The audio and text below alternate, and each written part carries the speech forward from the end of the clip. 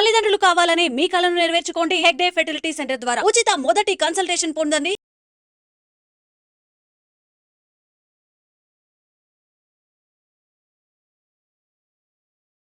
మెహర్ రమేష్ గారికి తెలుగులో success rate చాలా తక్కువ. బట్ ఆయన స్క్రిప్ట్ ఇచ్చే విషయంలో చాలా బయట సినిమాలకి ఆయన పనిచేస్తున్నారు, ఆయన్ని పిలుస్తారు కూడా. సో అంత మంచి రచయిత, అంత మంచి మేకరు సక్సెస్ విషయంలో ఎందుకు వెనకబడిపోతున్నారు? అంటే సినిమా కోసం ఆయన పడే కష్టంలో ఏమైనా లోపం ఉంటుందా, లేకుంటే ఎక్కడ బ్యాడ్ అవుతుంది? మెహర్ రమేష్ గారు గాడ్ బ్రదర్, అది పక్కన పెట్టండి. ఆయన ఒక great filmmaker. Great filmmaker ఎందుకన్నానంటే, మీరు బిల్లా సినిమా చూడండి, చాలా స్టైలిష్గా తీశారు. శక్తి సినిమా మల్టిపుల్ లొకేషన్స్, ఒక రకరకాల ఆర్టిస్టులు, రకరకాల లేయర్స్, వాటన్నిటితో సినిమా ఫాస్ట్గా కంప్లీట్ అవుతుంది. మాటలు కాదు, ఒక ఎంత హార్డ్ వర్క్ చేయకపోతే ఆ సినిమా అలా తీయలేరు. కంటెంట్ జనానికి కనెక్ట్ కాలేదు, ఈ విషయం నేను ఒప్పుకుంటున్నాను. కానీ ఆయన మేకింగ్లో కానీ వర్క్ విషయంలో కానీ ఏమాత్రం రాజీపడరు. నేను నమ్మేది ఏంటి అంటే, నేను అనుకునేది ఆయన మేకింగ్ తగ్గట్టుగా స్క్రిప్టులు ఆయనకు దొరకట్లా. ఇప్పుడు శక్తి సినిమా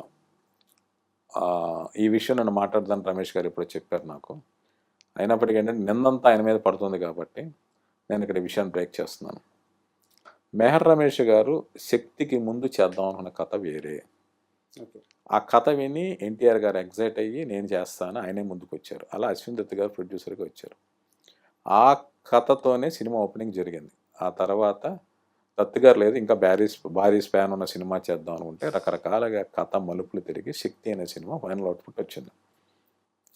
సో ఇందులో తప్పు ఎవరిది లేక ఏంటని కాదు. మెహర్ రమేష్ గారు ఏంటంటే, వాళ్ళు అడిగింది మనం చెయ్యాలి, చేయకపోతే అది మన ఫెయిల్యూర్. మేము అనుకున్నది వాళ్ళు చేయలేదు అన్నది కంప్లైంట్ మనం ఇవ్వకూడదు. వాళ్ళు కోరింది మనం చేయలేకపోయాం, సో మన మీదే తప్పు వేసుకుందాం అని అంటారు తప్పితే దాని లోతుపాతలు ఆయన మాట్లాడడానికి ఇష్టపడరు. నేను కూడా ఇది ఆయన మీద చాలాసార్లు కామెంట్ చేస్తారు. నేను ఒకసారి ఎప్పుడో నేనే మాట్లాడుతా అన్నాను, రమేష్ గారు నన్ను వారించారు. అందువల్ల నేను ఈ విషయం మాట్లాడలేను. కానీ శక్తి సినిమాకి ఆయన తప్పు లేదు. ఆయన అనుకున్న కథ వేరు, తీద్దాం అనుకున్న సినిమా వేరు, చివరికి తీయించిన సినిమా వేరు. ఈ విషయం చాలా స్పష్టం. షాడో సినిమాకి ఏంటి అంటే ఆయనది కథ కాదు, కోన వెంకట గారు, గోపీమోహన్ గారు రాశారు. సో దాన్ని నమ్మారు, చేశారు, బట్ ఫలితం వర్కౌట్ కాల. బాలా శంకర్ ఒక రీమేక్. నేనేది ఏంటి అంటే, మెహర్ రమేష్ గారు నమ్మిన స్క్రిప్ట్తో వాళ్ళు ప్రొడ్యూసర్లు, హీరో కూడా నమ్మితే డెఫినెట్గా ఆయన తనేంటో ప్రూవ్ చేసుకుంటారు. ఇది సబ్జెక్ట్ ఎంపికలో జరిగిన మిస్టేక్ తప్పితే ఆయన మేకింగ్లో వాటిలో జరిగిన తప్పు కాదు. ఓకే సార్, ఇప్పుడు ఎలాగో మెహర్ రమేష్ గారి సినిమాలు ప్రస్తావన వచ్చింది కాబట్టి ఒకసారి మనం ఎన్టీఆర్ గురించి కూడా మాట్లాడుకుందాం. మీరు అంతకుముందు కంట్రీ సినిమాకి పనిచేశారు, శక్తి సినిమాకి పనిచేశారు. మామూలుగా మనకి ఇండస్ట్రీలో ఎలా ఉంటుందంటే, ఒక చిన్న ఒక ఫ్లాప్ రాగానే ఆ మేకర్ అవసరమా, ఆ రైటర్ అవసరమా, మార్చేద్దాం, ఇలా ఉంటుంది. రామయ్య వస్తావయ్య మూడో సినిమా ఎన్టీఆర్తో. సో తారక్ నుంచి ఎప్పుడైనా అవసరమా తోటా ప్రసాద్ గారు అలాంటి మాట ఎప్పుడన్నా వచ్చింది? అంటే ఇక్కడ చాలామంది తెలియని విషయం ఏంటంటే, గుణశేఖర రామాయణం తీసినప్పుడు ఒక వర్క్షాప్ నడుస్తుండేది. ఇంకా చెప్పాలంటే ఎన్టీఆర్ గారిని రాముడిగా సజెస్ట్ చేసింది నేనే. యాక్చువల్గా అయినప్పుడు రాయన్ ప్రసాద్ గారితో సినిమా చేద్దాం అనుకున్నారు. ఎంఎస్ రెడ్డి గారు ప్రొడ్యూసరు. ఒక 5 రోజుల పెళ్ళి, ఆ పెళ్లి కొడుకు పెళ్లి కూతురు మిస్ అయిపోవడం ఇలాంటిదో కాన్సెప్ట్. అంటే ఒక చరణదాస్ సినిమా లాగా, ఇప్పుడు లాపట్టా లేడీస్ ఏదో ఉందో అలాంటి కాన్సెప్ట్ అది. అది రెక్కని రవీంద్రనాథ్ ఠాగూర్ గారి నవల, దాని మీద వర్క్ చేస్తున్నాం. 5 రోజుల పెళ్ళి, దసరాకు ఓపెనింగ్. ప్రసాద్ గారు, నేను మీ ఎండి గారితో మాట్లాడతాను, మీరు జాబ్ లీవ్ పెట్టించేయండి, మీరు రాత్రి అయ్యేదని గుణశేఖర్ గారు అన్నారు. ఆల్ ఆఫ్ ఎ సడన్ ఆయనకి పిల్లలతో రామాయణం చెప్తే ఎలా ఉంటుంది థాట్ వచ్చింది గుణశేఖర్ గారికి. ఇప్పుడు పంజాగుట్లో ఇప్పుడు ఆ మాల్కి ముందు కార్నర్లో ఒక ఇరానీ కేఫ్ ఉండేది. అక్కడ మేము ఎదురు కూర్చొని మాట్లాడుకున్నాను సాయంత్రం పూట. ఆయన దగ్గరలో నా ఇల్లు ఉండేది. షాన్బాగ్ కాదు, ఈ శ్రీనగర్ కాలనీ రోడ్డు చివరిలో ఒకటి ఉండేది. ఇప్పుడు అది లేదు. ఆ టెంపుల్ ఎదురుగా, దుర్గాదేవి టెంపుల్ ఎదురుగా ఒకటి ఉండేది. అన్నారు ఒకరోజు సాయంత్రం కూర్చున్నట్టు చెప్పారు, ప్రసాద్ గారు పిల్లలతో రామాయణం తీస్తే ఎలా ఉంటుంది. పిల్లలతో రామాయణం ఏంటి సార్ అంటే, జనరేషన్ తెలియట్లేదు, పిల్లలకి పిల్లలతో చెప్పేస్తే బాగా కనెక్ట్ అవుతున్నాయి. అదిరిపోయింది సార్ ఐడియా అన్న. అంటే ఆయన మొదట మెడ్రాస్ విజయ ప్రొడక్షన్స్ ఎవరి దగ్గరికి వెళ్ళారు, వాళ్ళు నాట్ ఇంట్రెస్టెడ్. ఎంఎస్ రెడ్డి గారు చెప్పాను, చాలా ఎగ్జైట్ అయిపోయారు. ఇది కదా ఈ ప్రాజెక్ట్ చేయాల్సింది, ఆ రాయం ప్రసాద్ సినిమా పక్కన ఆపేసి ఈ సినిమా చేద్దాం. అలా రామాయణం వచ్చింది. రామాయణం వచ్చిన తర్వాత దానికి నా దగ్గర, మా ఫాదర్ దగ్గర చాలా కలెక్షన్ ఉండేది, ఎవరి దగ్గర లేని రామాయణాలు. విచిత్ర రామాయణం, ఆధ్యాత్మ రామాయణం, వాల్మీకి రామాయణం, రంగనాథ రామాయణం, ఇంకా రకరకాల రామాయణం అవన్నీ తీసుకొచ్చి ఇచ్చి నాకు తెలిసిన రామాయణ కథలు చెప్తూ అని పార్టిసిపేట్ చేస్తుండేవాడిని. నేను దిల్షుక్ నగర్లో ఉండేవాడిని, గుణశేఖర్ గారు పంజాగుట్లో ఉండేవాళ్ళు. ఒకరోజు సాయంత్రం ఏమని పెడదామంటే స్కూల్స్ అన్ని తిరిగి పిల్లల్ని సెలెక్ట్ చేద్దాం సార్ అన్న. ఓకే. సార్ అలాగే చూద్దాం అనుకుంటున్నాడు ఆయన. ఒకరోజు సాయంత్రం నేను దిల్షుక్ నగర్ వెళ్తుండగా రవీంద్ర భారత్ దగ్గర అలా సిగ్నల్ దగ్గర బస్సు ఆగింది. చూస్తే లెఫ్ట్ సైడ్ ఒక బ్యానరు, మాస్టర్ ఎన్టీ రామారావు నృత్య ప్రదర్శన అని. ఒకసారి టక్కున ఆగిపోయా. మాస్టర్ ఎన్టీఆర్, మనకు శ్రీరాముడు అంటే పెద్ద ఎన్టీఆర్ గుర్తొస్తారు, ఇంకెవ్వరూ లేరు. మాస్టర్ అంటే వాళ్ళ మనవడు కదా, రాముడిగా చేయాల్సింది అనిపించింది. తక్కువ బస్సు దిగిపోయా ఓకే. దిల్షుక్ నగర్ వెళ్ళకుండా. అప్పుడు ఆల్ ఇండియా రేడియో స్టేషన్ పట్టిన పబ్లిక్ టెలిఫోన్ బూత్ ఉండేది. నేను ఫోన్ చేశాను గుణశేఖర్ గారికి. ఏంటి సార్, ఏంటి ఇప్పుడే కదా వెళ్ళారు, ఫోన్ చేశాను. సార్ ఇక్కడ ఎన్టీఆర్ అని రామారావు గారు మనవడు హరికృష్ణ గారు అబ్బాయి, తన డ్యాన్స్ ప్రదర్శన జరుగుతుంది, అతను రాముడైతే ఎలా ఉంటుందని. అంటే అప్పుడు ఎంఎస్ రెడ్డి గారు చెప్తే ఎంఎస్ రెడ్డి గారు గుణశేఖర్ గారు చూసి ఇంకెతనే మన రాముడని ఫిక్స్ అయిపోయారు. ఓకే. ఫిక్స్ అయిపోయిన తర్వాత వర్క్షాప్ నడుస్తుండేది. ఇప్పుడు శబ్దాలయ థియేటర్లో వర్క్షాప్ ఉండేది. మొత్తం పిల్లలందరికీ బిచ్చు అరుణ బిచ్చు వాళ్ళందరూ చేసేవాళ్ళు. ఒక్క రాముడు తప్పితే మిగిలిన పిల్లలందరూ కూడా రకరకాల క్యారెక్టర్లు చేసేవాళ్ళు. ఇప్పుడు సీత వేసిన అమ్మాయి స్మితామాధవ్ అనుకుంటా, ఆ అమ్మాయి మండోదరి క్యారెక్టర్ చేసేది, శబరి క్యారెక్టర్ చేసేది. ఊరికి పెర్ఫార్మెన్స్ మాట. రోజు సాయంత్రం వర్క్షాప్ 2 గంటలు 3 గంటలు నడుస్తుండేది. వెళ్తే నేను సాయంత్రం కూడా ఆంధ్రజ్యోతి ఆఫీస్లో నా వర్క్ అయిపోయాక వెళ్ళి కూర్చున్నాను వర్క్షాప్లో. ఈ పిల్లలు చేసిన పెర్ఫార్మెన్స్ అంతా చూసినవాడిని. ఆయన ఎన్టీఆర్ చాలా అల్లరి పిల్లోడు, ఎక్కడ కుదురుగా ఉండేవాడు కాదు, అటు చేస్తూ ఇటు చేస్తూ అల్లరి చేస్తూ ఉండేవాడు. కరెక్ట్గా వర్క్ షాప్లో పెర్ఫార్మెన్స్ వచ్చే దగ్గర మాత్రం అలర్ట్ అయిపోయేవాడు. ఫస్ట్ నుంచి అంతే. మిగిలినంతా మాత్రం పిల్లోడు ఎంత మిచ్చివిస్గా బిహేవ్ చేస్తాడు అనుకున్నాను. అలాగే షూటింగ్ టైంలో కూడా ఆయనకి నీలం రంగు వేసేవాడు కదా, ఇలా పిల్లలతో ఆడి మొత్తం నీలం రంగు అంతా పోయేది, మళ్ళీ వేసేవాడు ఆయనకు రంగు. సో ఇలాగ చాలా అల్లరగా చేస్తూ మళ్ళీ పెర్ఫార్మెన్స్ వాళ్ళ దగ్గరికి వచ్చేప్పుడు చాలా అంటే వంశపారంపర్యంగా వస్తుంది కావచ్చు, తనకి చిన్నప్పటి నుంచి పూర్వజన్మ సుకృతం కావచ్చు, అలా చేశాడు ఆయన. అలా రామాయణం అప్పటి నుంచి కూడా నాకు ఎన్టీఆర్ గారు తెలుసు. చెప్పారా తారక్కి మీరు ఇలా జరిగింది బాలరామాయణంలో మీ ఎంట్రీ అని చెప్పినట్లేదు ఫస్ట్ టైం? అవును. కంత్రి మెహర్ రమేష్ గారు వెళ్ళినప్పుడు ఎన్టీఆర్ గారు ఆఫీస్లోనే కూర్చున్నాం. ఆయన ఆఫీస్లోనే కూర్చుని కంత్రి సినిమా స్క్రిప్ట్ వర్క్ చేసాం. ఆ cinema okay, above average hit రేంజ్లో ఉంది. ఆ తర్వాత శక్తి సినిమా డిజాస్టర్ అయిన తర్వాత నేను హరీష్ శంకర్ గారు రామయాస సినిమాకి పెట్టినప్పుడు చెప్పారు తోటప్రసాద్ చేస్తున్నాం. ఓకే, ఏముంది ప్రాబ్లం అన్నాడు ఆయన. ఏం ఆలోచించలా, ఈ సినిమా ఫెయిల్ కాబట్టి నేను పెట్టుకోవచ్చా లేదని ఆలోచించలా.